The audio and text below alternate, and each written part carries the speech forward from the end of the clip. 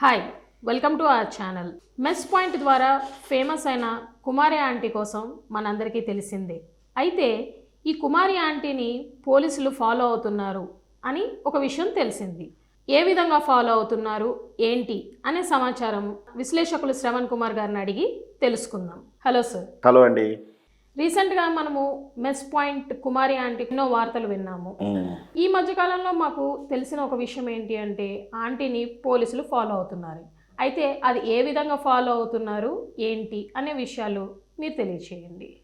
Yes అండి, మాదాపూర్ ప్రాంతంలో ITC Kohinoor ప్రాంతంలో ఆ దగ్గరలో ఒక మామూలు మెస్ పాయింట్ కర్రీ పాయింట్ లాంటిదే చెప్పవచ్చు. ఇంటి దగ్గర ఏదో 4 రకాల కూరగాయలు వండుకొని వచ్చి భోజనం టైంకి అమ్ముకొని వెళ్ళేవారు. ఈ హైదరాబాద్లో చాలా పాయింట్లు చాలా దగ్గర ఉన్నాయి. ఇట్లా పొద్దున్నే టిఫిన్లు అయితే గతంలో మనం సైకిల్ ఇడ్లీలు అంటాం, కానీ ఇప్పుడు అది టీవీఎస్గా, అంటే సైకిల్ ఒకరు ఓరబడతారు, టీవీఎస్ మీద ఆ ఇడ్లీ వడ దోశ 4 పదార్థాలు టిఫిన్స్ పెట్టుకొని ఈ హైదరాబాద్ మొత్తం కూడా ఎక్కడెక్కడో రకరకాల పాయింట్ల వద్ద అమ్ముకొని తింటుంటారు. అది టిఫిన్ సెక్షన్.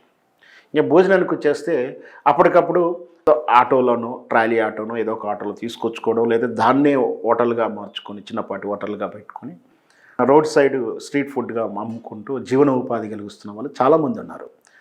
అలాంటిదే ఈ కుమారి ఆంటీ పాయింట్. కానీ అనూహ్యంగా ఈ సోషల్ మీడియా యూట్యూబ్ ఛానల్స్ వాళ్ళు చేసినటువంటి ఆ స్టోరీస్ వల్ల అలా సోషల్ మీడియాలో ఆ వీడియోలో ఒకటి వైరల్ బాగా అయింది. అదేంటంటే, మీ బిల్లు 1000 రూపాయలు 2 లివర్లు ఎక్స్ట్రా అని. ఈ డైలాగ్ ఎందుకు దీంట్లో గొప్పతనం కూడా ఏం లేదు, కానీ అనూహ్యంగా ఆ వీడియో వైరల్ అయినతో ఆ డైలాగ్ బాగా ఫేమస్ అయింది. దాంతో ఆ ఫేమస్ అయింది కాస్త ఇంకా ఫేమస్ అయింది. అప్పుడు వరకు 20-30 యూట్యూబ్ ఛానల్ చేస్తే ఇప్పుడు దాన్ని ఒక 1000 యూట్యూబ్ ఛానల్ మీద పడిపోయి రోజు ఇంటర్వ్యూలు చేయడం, జనం కూడా దూర ప్రాంతం నుంచి, అంటే రాజమండ్రి లాంటి వైజాగ్ నుంచి కూడా ఆ కుమారి ఆంటీ దగ్గర భోజనం చేస్తానికి వచ్చామని కూడా కొందరు చెప్తున్నారు. అది నిజమాబద్ధం వేరే అయినప్పటికీ వాళ్ళ ఒపీనియన్ అడిగేటప్పుడు పబ్లిక్ టాక్స్లో చెప్తున్నారు. ఆమె మనం చూసాం వీడియోలో కూడా, ఆమె దిగుతుంటే ఒక వీఐపీ కోసం వెయిట్ చేస్తున్నట్టు, ఆమె దిగగానే ఆ వెహికల్ రాగానే కేరింతలు కొడుతున్నారు. ఇదంతా వేరం వెళ్ళి అని అనుకున్నా కూడా అదొక క్రేజ్గా చూడాలి మనం. ఇంతవరకు బాగానే ఉంది.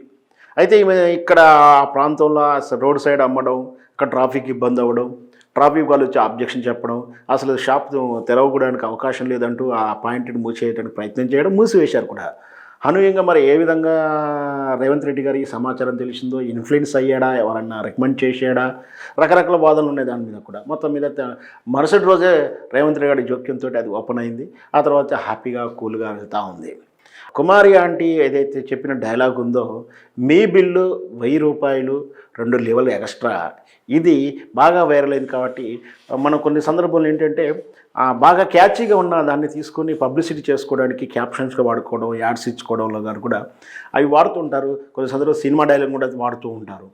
అలాగే మన తెలంగాణ పోలీసులు ఈరోజు పోస్ట్ చేసిన ఒక పోస్ట్ క్యాప్షనే అది, మీ బిల్లు 1000 రూపాయలు, యూజర్ చార్జ్ ఎక్స్ట్రా ఉన్నాయి, please check follow traffic rules అంటూ వాళ్ళు ట్వీట్ చేయడం జరిగింది. అంటే ఏంటంటే, మీకు ఆల్రెడీ 1000 రూపాయలు పెనాల్టీ ఉంది, యూజర్ చార్జెస్ ఉన్నాయి, ఇంకా అయినా కూడా మీరు హెల్మెట్ పెట్టుకోవట్లేరు, ట్రాఫిక్ రూల్ ఫాలో అవుతలేరు అంటే ఒక అవేర్నెస్ క్రియేట్ చేయడానికి కుమారి ఆంటీ క్యాప్షన్స్ వాడుకోవడం జరిగింది. సో అంటే పోలీసులు కూడా ఏంటంటే ఈ చర్చలోకి వచ్చింది. ఎప్పుడైతే ఈ పోస్ట్ పెట్టామో చర్చలోకి వచ్చామంటే ఆటోమేటిక్గా నిన్నటిదాకా మనకు తెలుసు తెలంగాణ పోలీసులు పెనాల్టీస్ని డ్రైవ్ నిర్వహించారు. 80% డిస్కౌంట్, 20% మన పెనాల్టీస్ స్వీకరించినాయి. కొన్ని భారీ వాహనాలకు 15% డిస్కౌంట్, కొన్నిటికి 30% డిస్కౌంట్ వచ్చాయి. మొత్తం మీద 80% పెనాల్టీస్ రికవర్ చేసుకోగలిగారు. అంటే దీనికి రాష్ట్ర ఆదాయం కోసం చేశారని కొందరు, లేదా ప్రజల్లో ఈ లేజినెస్ పోగొట్టుకోవడానికి ఆఫర్ రూపంలో ఇచ్చారు. ఏదైతేనేమి 80% అయితే డ్యూస్ కట్టేశారు. ఆయన కూడా కొందరు ఇంకా ఉన్నారు, వాళ్ళ దృష్ట్యా చూసుకోవచ్చు. నెక్స్ట్ మళ్ళీ ఫర్దర్ కూడా మళ్ళీ పెనాల్టీస్ కట్టుకోకుండా ముందు ట్రాఫిక్ రూల్స్ పాటించండి. అంటే మీరు పెనాల్టీ ఉంటుంది, మళ్ళీ యూజర్ చార్జ్, జిఎస్టీలు ఇవన్నీ ఉంటాయి. కాబట్టి అదైతే డైలాగ్ బాగుందో దానివల్ల క్యాచీగా ఉంటుంది అంటూ ఒక పోస్ట్ ట్విట్టర్లో పోస్ట్ చేశారు.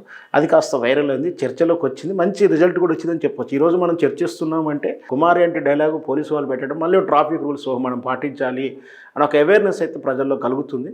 మంచి ట్వీట్ చేశారు. మన తెలంగాణ పోలీసులు ఏదైనా సరే మొదటి నుంచి కూడా ఒక కేసును డిడక్ట్ చేయడంలో కానీ, ఓ టెక్నాలజీని అడాప్ట్ చేయడంలో కానీ, ప్రజల్లో ఈ అవేర్నెస్ ప్రోగ్రామ్ క్రియేట్ చేయడం కూడా ఇది సామాన్య విషయం కాదు. పబ్లిక్లో అవేర్నెస్ రీచబుల్గా తీసుకెళ్లాలంటే అది ఈజీ అయిన విషయం కాదు. అందుకే దారిలో పోయి వాళ్ళు కూర్చోబెట్టి వినిపిస్తే వినరు. డ్రింక్ అండ్ డ్రైవింగ్ కౌన్సిలింగ్ మెంబర్టీ సహజంగా రావట్లేరు. సో ఇట్లా తెలంగాణలో మంచి టెక్నికల్ అప్డేట్ చేసుకోవడం విషయంలో కానీ, ఈ అవేర్నెస్ ప్రోగ్రామ్ చేయడంలో కానీ, క్రియేటివ్ ఐడియాస్లో వెళ్ళడం కానీ ముందుంటారు. మరొకసారి ప్రూవ్ చేసుకున్నారు తెలంగాణ పోలీసులు, హ్యాట్స్ ఆఫ్ దీనికి. ఎందుకంటే ఐడియాలో క్యాప్షన్ ఒక ఎంత పబ్లిసిటీ ఉందో ఇది అంత రీచ్ అవుతుంది. కాబట్టి ఇప్పటికైనా హైదరాబాద్ ట్రాఫిక్లో కొంచెం వరకైనా అవేర్నెస్ వస్తే ఇంకొంచెం ట్రాఫిక్ ఫ్రీ అవుతుంది, జాములు వెళ్ళవు, ట్రాఫిక్ జామ్ అవ్వదు, ప్లస్ ఇంజూర్స్ కూడా కావు. ఎందుకంటే హెల్మెట్ పెట్టుకుంటే ఇంజూర్స్ కావు, ఓవర్ స్పీడ్కి వెళ్ళకపోవడం, లేదా సిగ్నల్ పడినప్పుడు జంప్ చేయకపోవడం, ఇవన్నీ కూడా పాటిస్తే కొంతవరకు తమకు రక్షణ ఉంటుంది, అంటే వాహనదారునికి రక్షణ ఉంటుంది, తన చుట్టూ ప్రయాణించే వాళ్ళకు కూడా రక్షణగా ఉంటుంది. సో తెలంగాణ పోలీసులు చేసిన ఈ పనికి మాత్రం అభినందించవచ్చు మనం. Thank you sir. Thank you అండి.